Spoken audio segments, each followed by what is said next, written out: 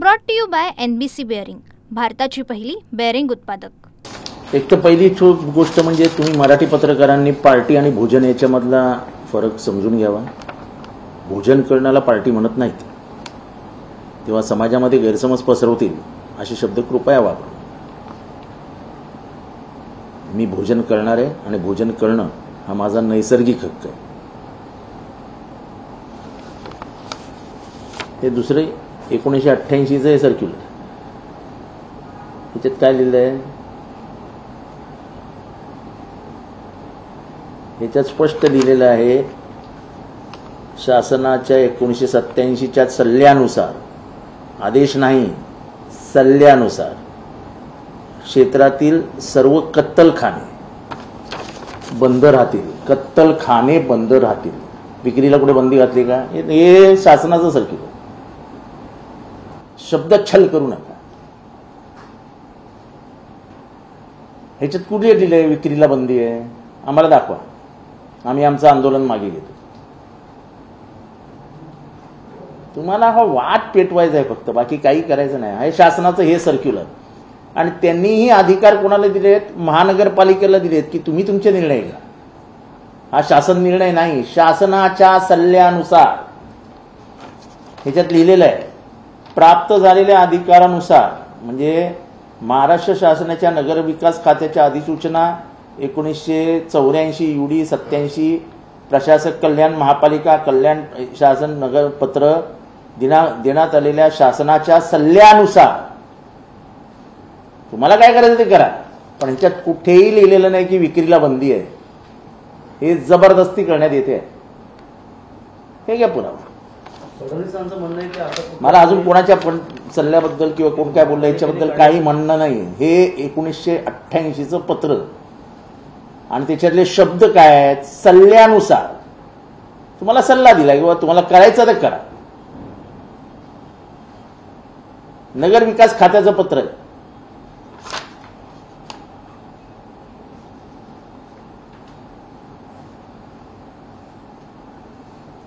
हे पहा, याच्यावर मोठ्या प्रस्तावना, मोठ्या जनावराच्या व लहान जनावरांच्या कत्तलखाना वर्ष ठराविक दिवस बंद ठेवणेबाबत हे घ्या।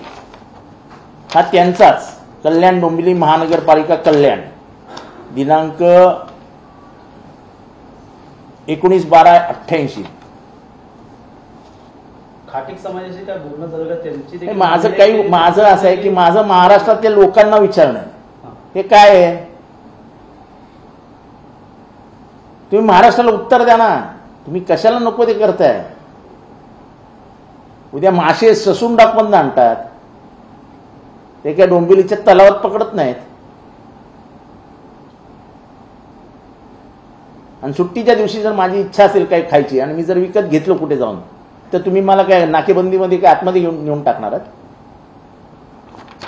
हे हा पुरावा, याच्यापेक्षा मोठा पुरावा काय असू शकता? कल्याण डोंबिवलीचाच आहे। हे घ्या, तुम्हाला देतो। तुझा फोटो काढू नका, खूप काढलेत मी कॉपीज। आधी महापालिका या निर्णयावरती तर ठामच आहे, पण कायदा सुव्यवस्थेची जी काही जबाबदारी आहे त्यांनी ते पोलिसांवरती ढकललेली आहे। असं आहे की पोलिसी राज्यालाच सुरुवात केली आहे ना यांनी। काही झालं की त्या पिवळ्या कपड्याचे धाक दाखवायचा, पोलीस येतील ना, ते आपण लहान पोरांना घाबरवतो ना, हे चुब्बस तो येणार आहे, हा तो काळा माणूस आहे ना, तो काळा माणूस, ते लहान पोरांना धाक दाखवतो ना, तसं तर पोलिसांचं झालंय। काळा माणूस येणार आहे ते आपण सांगतो नाही का लहान पोरांना, झोप सोजा वरना गब्बर सिंग आएगा।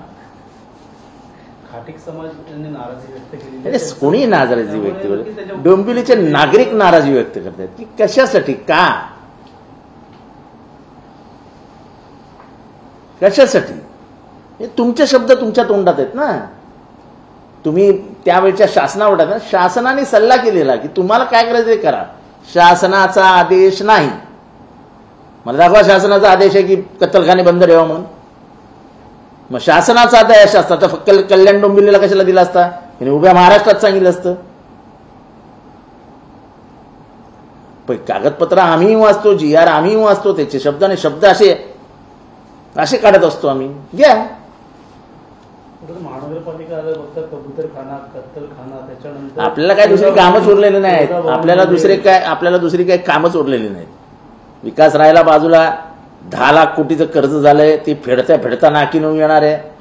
आपलं काय, मांस, मच्छी, नॉन व्हेजिटेरियन, व्हेजिटेरियन, हिंदी विरुद्ध मराठी, ओबीसी विरुद्ध मराठा, आपल्याला फक्त सूड आणि द्वेष ह्याच्यामध्ये लोकांना अडकून ठेवायचं. त्याच्यात अडकला माणूस की सगळं विसरतो. कायदा सुव्यवस्था बिघडू शकते तुम्ही जर उद्या असं आहे की कायदा सुव्यवस्था बिघडणार कशी? मी जर कोणाच्या घरी जेवायला जाणार असेल तर मला काय बंदी आहे का कोणाच्या घरात जाण्याची? कर्फ्यू लावलाय का? तर तसं सांगावं मला पोलिसांनी की डोंबिवलीमध्ये कर्फ्यू आहे. मी भोजन घेण्याचा, दुपारचे भोजन हे जर कोणाच्या घरी घ्यायचे असेल तर हे चूक आहे का मला सांगावं पोलिसांनी, किंवा चूक आहे तुम्ही दुपारी जेवायचंच नाही उद्या डोंबिवलीत. आम्ही त्यांच्या घरामध्ये काय खाणार आहे हे तुम्हाला काय माहिती? मी होऊ शकतं वरण भात आळूचं फतफत खाऊ शकतो.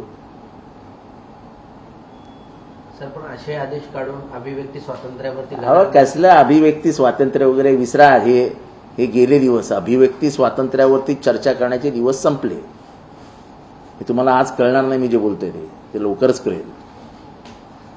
सर बीडीडी चाळीतल्या पहिल्या टप्प्यातल्या लोकांना चाबी वाटपाचा आज कार्यक्रम आहे.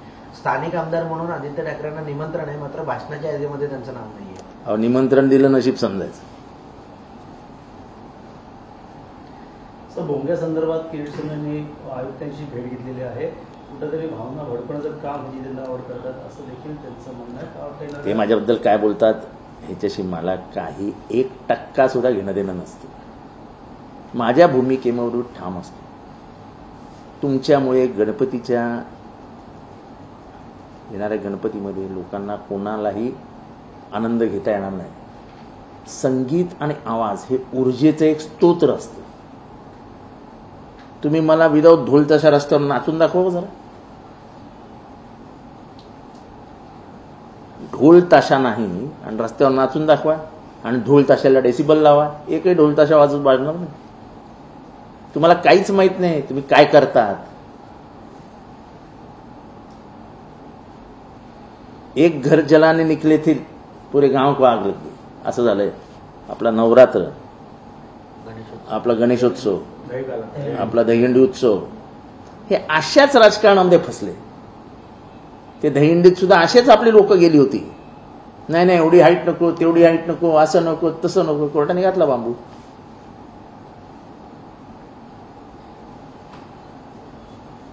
त्यामुळे ते काय बोलले याच्याशी मला काही बीडीडी चाळीचा जो काय प्रकल्प आहे तो आपल्या काळात आला होता. असा आपल्या काळात नाही, असं कधी नसतं. ही कंटिन्युअस प्रोसेस आहे. त्याची सुरुवात अनेक वर्षापूर्वी झाली होती. मग काही थोडे दिवस युती सरकारने ते पुढे नेण्याचा प्रयत्न केला. पण ह्याच्यातला सर्वात मोठा टप्पा जो ओलांडायचा होता, त्याच्या सर्व मंजुऱ्या, त्यांना सर्व मान्यता, सगळं सगळं सगळं सगळं सगळं हे मी गृहनिर्माण मंत्री असताना त्याला सर्व परवानग्या घेऊन सगळे थांबलेले अडथळे म्हणजे आलेले अडथळे दूर करून त्याला सुरुवात केली. त्याचं भूमिपूजन हे माननीय शरद पवार साहेब आणि तेव्हाचे मुख्यमंत्री, तत्कालीन मुख्यमंत्री माननीय उद्धव ठाकरे यांच्या हस्ते करण्यात आलं. उद्धव ठाकरे साहेब यांनी, मी जेव्हा गृहनिर्माण मंत्री होतो तेव्हा मला मुक्त हे दिलं होतं की ठीक आहे आपल्याला बीडीडी जितेंद्र सुरूच करायचं. आणि आम्ही सुरू केलं. आज जे काय होत आहे त्याच्यात इतका का होईना, इतकुसा आमचा कुठेतरी वाट आहे. ठीक आहे, कोणाला कोण बोलवतं ह्याचं तिथल्या स्थानिक लोकांना परफेक्ट माहिती आहे की हे कोणामुळे झालं. त्यामुळे मला ना खेद ना खंत. आणि मला माझ्या घरच्यांनी शिकवलंय, माझ्या आईने मला सांगितलेलं की चांगलं कर आणि समुद्रात सोडून दे, कधीतरी लाट येईल आणि परत ते तुला देऊन जाईल. त्यामुळे आपण चांगलं करायचं आणि सोडून द्यायचं. तिची आठवण नाही करत बसायची, अरे मला नाही बोलवलं रे, अरे मीच केलं होतं रे. तिथल्या लोकांना माहिती आहे ना. ती प्रत्येक बिल्डिंग जेव्हा कधी बोलेल तेव्हा सांगेल की जितेंद्र आव्हाडांनी भूमिपूजन केलं होतं आणि ह्याला सर्व मदत उद्धव ठाकरेंनी केली होती. यात काय मोठं. कुठेतरी श्रेयवादाची लढाई. कसला श्रेयवाद वगैरे, जनतेला सगळं माहिती आहे. नायगाव, डिलाईल रोड आणि वरळी या बीडीडी चाळीतल्या प्रत्येक घरात माहिती आहे केलंय कोणी. मी काही श्रेय घेत नाहीये. असं जसं मी म्हणतो की it is a continuous process. मी भूमिपूजन केलं, सगळं केलं, बिल्डिंगची सुरुवात झाली, तिथे पेट्रोल पंप होता, पोलिसांमध्ये वाद होता, अनेक वाद होते, ते सगळे मिटवले, सगळ्यांना घराच्या बाहेर जायची सगळ्यांची मानसिकता तयार केली, सगळं झालं. आणि त्याच्यानंतर गव्हर्नमेंट गेलं, कंटिन्युअस आलं, दुसरं गव्हर्नमेंट आलं, त्यांनी पुढे नेलं. याच्यात श्रेय नाही आहे. It is a continuous process. कुठलाही धरण असो, कुठलाही रस्ता असो, कुठलंही काम असो, हे कधी बंद होत नाही ना, ते चालूच राहतं. पण म्हणून पूर्वीच्यांनी फोडलेला नारळ हा त्यांच्या डोक्यावर फोडू नका फक्त. RSS पदोन्नती करण्यात आलेली आहे. अभिनंदन त्यांचं. आपल्याला काय करायचंय, कोणाच्या संघटनेत कोण नेमलं जातं याच्याशी मला काय करायचंय, माझा काय संबंध आहे त्याच्याशी. RSSने सावध राहायला पाहिजे. ज्यांना कधीही संघ पटलं नव्हतं, ज्यांना कधी हिंदुत्वही पटलं नव्हतं, अशा लोकांची आयात केली तर गंगा जशी नाल्याने प्रदूषित झाली तसा संघही प्रदूषण होण्याची शक्यता आहे, असा गोविंदगिरी महाराजांनी भाजपला अप्रत्यक्ष टोला लगावला आहे. मला माहित नाही RSS मध्ये कोणी प्रवेश केलाय की नाही याची मला कल्पना नाही. पण BJP 75% काँग्रेसी झालेली, 75%. तर राज्यामध्ये पण मतदारांचा गोळा आहे केंद्राप्रमाणे. मी पालघर असेल, मी पहिल्या दिवसापासून सांगतो की राज्यामध्ये गोळा आहेच, राज्यामध्येच जास्त गोळ आहे. आणि म्हणजे जे संगमनेरचे पराभूत आमदार जे कधीच पराभूत झाले नसते, हा घोटाळा नसतात, त्यांनी तर ऑडिओच प्रसिद्ध केली होती ना. काय काय येतंय समोर. आज मी बघितलं समस्तीपूर बिहारमध्ये एका घरामध्ये 147 मतं, आणि ज्या जाती एकमेकांच्या जवळही जात नाही त्या जाती एका घरात, पासवान, कुर्मी, मुसलमान सगळे एका घरात. म्हणजे जे भारतात कोणालाही जमलं नाही ते इलेक्शन कमिशनला जमतंय. जातीय सलोखा, धार्मिक एकता, हे सगळं इलेक्शन कमिशनला जमतंय. अशी यादी देऊन देखील कुठेही प्रक्रिया पूर्ण होत नाही. असं आहे की राहुल गांधींकडे ते सेक्शन 22 हे देऊन सांगतात की तुम्ही आम्हाला प्रतिज्ञापत्र द्या, बरोबर आहे. आता ह्यांचेच माजी आयुक्त प्रकाश रावत यांना दिलेल्या मुलाखतीत ते म्हणतात की सेक्शन 22 असं म्हणतच नाही, ते अनिवार्य आहे. त्यांनी सांगितलं जर मी निवडणूक आयुक्त असतो आणि माझ्याकडे जर तक्रार आली असती तर मी पहिली चौकशी सुरू केली असती. तक्रार आली, चौकशी करा. आणि कुठलं कलम कसं वाचायचं, त्याचं इंटरप्रिटेशन काय आहे, जेव्हा ते म्हणतात इट इज मॅन्डेटरी म्हणजे अनिवार्य आहे, तेव्हा तुम्ही कंपल्सरी कसं करू शकता. हे स्वतःचा खड्डा स्वतः खणायचा आणि त्या खड्ड्यात पडायचं, असं त्या निवडणूक आयोगाचं सुरू झालं. चला, जय हिंद जय महाराष्ट्र. लोकशाहीमध्ये त्याला पाणी दिलं गेलं पाहिजे अशी विनंती उद्धव ठाकरेंनी सरन्यायाधीशांना केलेली आहे. मागे लोकशाही मरते, पाणी त्याला दिलं गेलं पाहिजे असं उद्धव ठाकरे म्हणालेले आहेत. मागील 3-4 वर्षांपासून अनेक प्रकार. मी तर नेहमी सांगतो की सर्वोच्च न्यायालयाने डोळे नाही उघडले तर ही लोकशाहीचं प्रेत, हे ती आंधळे, ते एक त्यांचं ते असतं ना, ते न्यायदेवता, त्या न्यायदेवतेसमोर हे लोकशाहीचं प्रेत पडलेलं असेल. चेत काय, जर सर्वोच्च न्यायालयानेच डोळे बंद करून घेतले. तेलंगणाच्या बाबतीत त्यांनी घेतलेली भूमिका, 10 शेड्यूल आणि पक्षांतर, हे 1 महिन्यात निकाल लागले पाहिजेत, 2 महिन्यात निकाल लागले पाहिजेत. राज्यव्यवस्था बदलेपर्यंत आपण शांत बसता. Justice delayed is justice denied.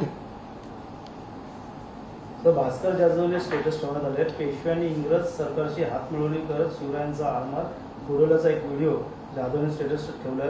कुठे ब्राह्मण समाजाला डिवचण्याचं काम केलंय का? असं नाही. असं सत्य बोलणं हे डिवचणं कसं हो. ते बरोबर बोलले ना, काय चुकीचं बोलले. ते म्हणाले शिवरायांच्या राज्याभिषेकाला विरोध कोणी केला, त्याचं उत्तर द्या ना. डिवचण्याचं कसलं काम करता. संभाजी महाराजांना पकडून देऊन त्यांची हत्या करण्याचा कट कोणी रचला, आणि त्या 5 जणांना हत्तीच्या पायाखाली कोणी दिले, तर संभाजी महाराजांनी दिले. तर कोण होते 5 जण. असं काही तुम्ही लगेच डिवचलं, हे केलं, ते केलं. सत्य बोलले ना भास्कर जाधव. राहुल गांधींनी मृतांसोबत चहा पिलाय बिहार. आता त्यांनी कोणी चहा पण प्यायचा नाही का मृतांसोबत, म्हणजे ज्या याद्यांमध्ये मृत घोषित केले नाही हो. तुम्हाला एक सुंदर महाराष्ट्रात सांगतो. एक माणूस मतदानाला गेला आणि मतदानाला गेल्यानंतर तो म्हणाला की तुम्हारा तो वोट हो गया. तो म्हणाला अरे मैं तो जिंदा हूं, मेरा वोट कैसे हो गया, ऐसा नहीं हो सकता है. मग तो म्हणाला ये मंदा देवी जो है इनका भी वोट हो गया. बोले हाँ वो सुबह ही आके करके गए. अरे बोले हे भगवान मुझे अगर तू बचा देता तो मैं यहाँ आके खड़ा होता, मैं कितने सालों से इंतजार करूँ. वो तो चली गई है, स्वर्गवासी हो गई, वो सिर्फ वोट के लिए आती है. अशी हालत झाली आहे यार देशामध्ये, अशी हालत झाली आहे. नवरा रडत बसला एक तास त्या की मी आधी यायला पाहिजे होतो, माझी बायको मला भेटली असती, मतदान करायला आली होती स्वर्गातनं. ज्यांना मृत घोषित केलेलं त्यांना कोर्टात हजर करण्यात आलं आणि त्याच्यानंतर राहुल गांधींनी त्यांची भेट घेतली. असं की हे प्रक्रिया चुकीची आहे. मी लवकरच माझ्या मतदारसंघामध्ये असलेल्या दुबार याद्यांची मतांची यादीच प्रसिद्ध करणार आहे आणि किती त्याच्यातले मतदान झाले हे पण सांगणार आहे. ही निवडणूक मी 1.25 लाख मतांनी जिंकायला पाहिजे होती. किती? 1,25,000 मतांनी. राम कमलदास खोली नंबर 35. राम कमलदास खोली नंबर 35. काय म्हणजे काय काय करायचं?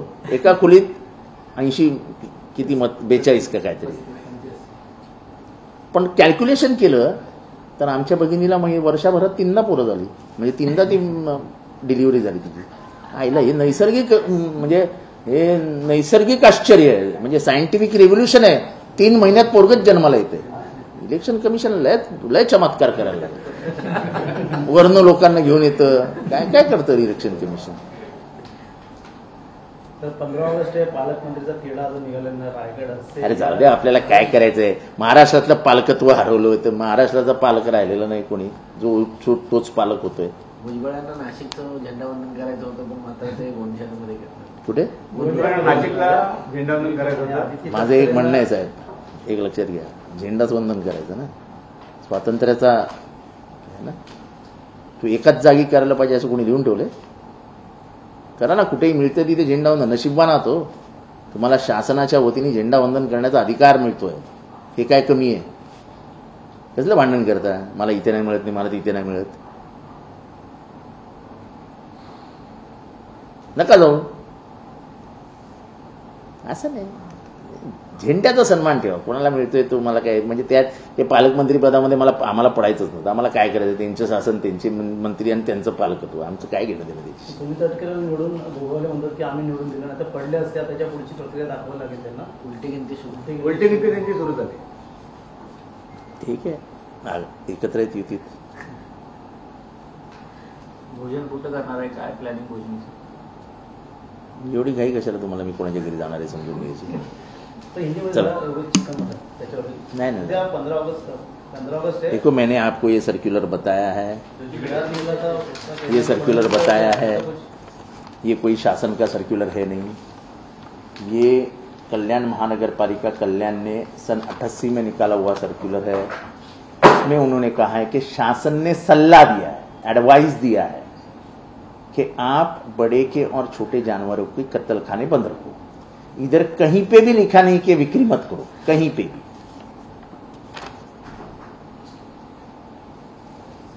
तो क्यों शब्दों का खेल खेल रहे हो? लफ्जों का खेल मत खेलिए ना. तो छुट्टी का दिन है, आराम का दिन है, लोगों को जो खाना है, सोना है, सोने दीजिए यार. क्यों उनको त्रस्त कर रहे हैं आप? ये क्यों विवाद भड़का रहे हो आप? और शासन का सर्कुलर दिखाइए हमें और बताइए कि उसमें कहा है कि बंद कर दो करके, और कहो दिखाओ हमें कि मांस मांस सब बिक्री के लिए बंदी डाली है. बताओ. कल आपकी भूमिका क्या रहेगी? हमने तो तय किया है, हमारे दोस्तों से हमने कहा है आपके घर में खाना खाने आएंगे. अब ये मत पूछो खाना खाना मैं हो सकता है दाल खिचड़ी भी खाऊं, पर जमावबंदी भी ला सकते हैं, पुलिस और कर्फ्यू भी लगा सकते हैं. अब तो पुलिस ही राज जाने का समय आ गया है महाराष्ट्र में, इसमें क्या बड़ी बात है? खाटिक समाज बड़े नाराज. कौन किसको पूछता है? कौन खाटे, किसको कौन पूछता है? अभी उनका पेट है उसके. किसका पेट? किसको पड़ी है किसके पेट की? महाराष्ट्र में जितने भी बूढ़े बिना उपयोग के जानवर है उनको अब मार्केट में बेचने से लगभग बंदी आ गई है। इससे क्या हो रहा है? तो इससे एक जमात जो जानवर काट के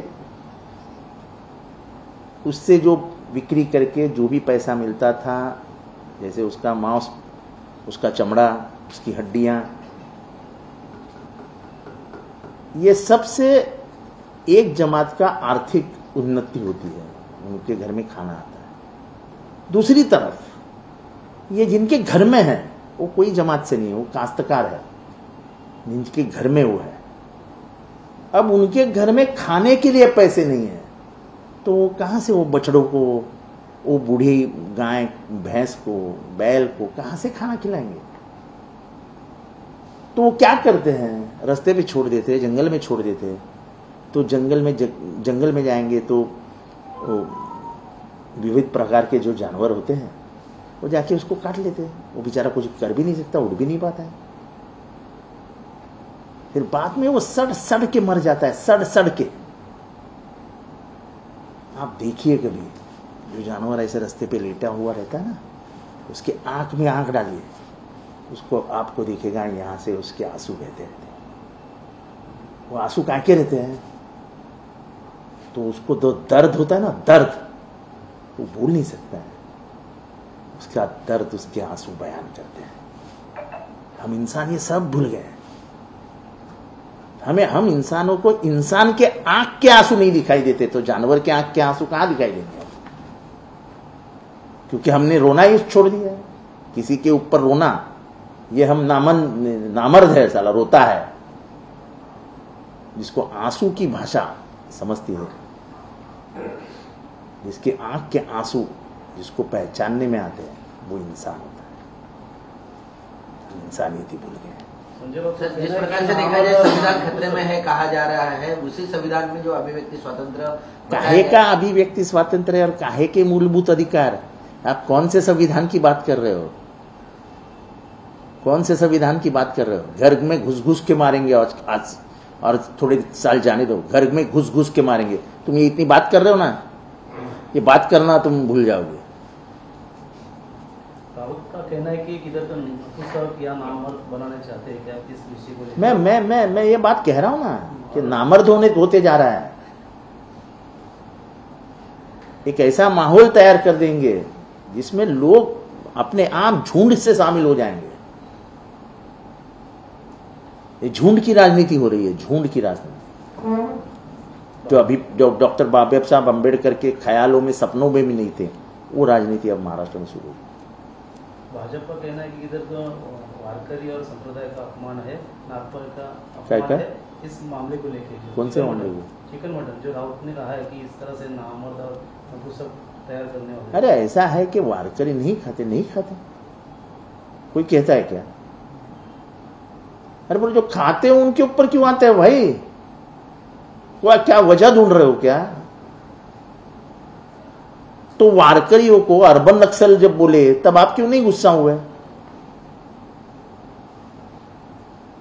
ऐसा नहीं होता है भाई।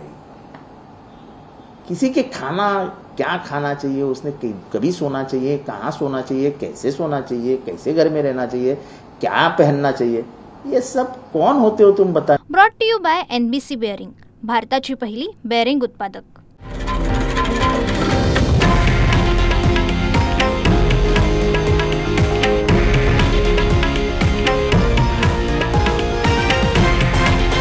हे आहे देशातील नंबर 1 न्यूज नेटवर्क आणि आपण पाहत आहात TV9 मराठी, एकमेव।